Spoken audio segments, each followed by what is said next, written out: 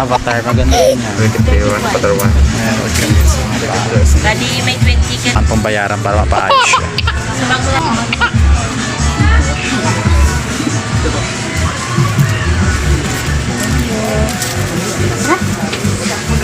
Try natin tapos.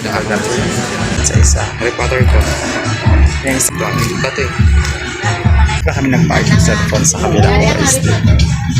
Butter? Oo. Huwag muna. Pinamano ko ito. Hindi ko ibibigay sa O yan ay Bella. ito lang talaga. Hi guys, grabe talaga yung experience guys. Nagkataon talagang bumili kami tsaka naman sumingil yung Bombay guys. Nakakaawa talaga yung Bombay guys. Diyan ba sila? Yung tindira guys ng utang pero wala daw siyang binayan guys mag 2 months na.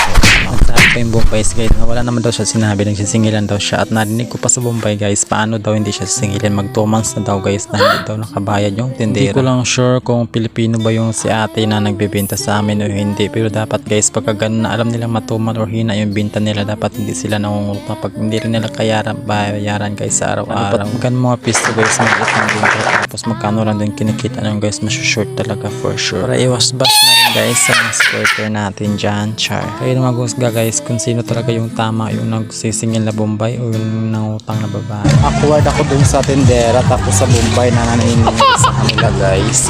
Dyan atag. Siyempre dapat guys diba pag hindi, alam nilang hindi kaya nilang bayaran araw-araw dapat hindi sila mag-uutang sa Bombay. Nagtatanong lang naman kasi narinig ko pa guys sabi ng Bombay 2 buwan na daw guys. Kaloka. Parang masungit si ate. Awkward talaga.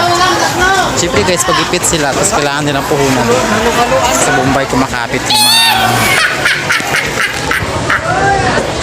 mga nagbibenta guys. Kaloka.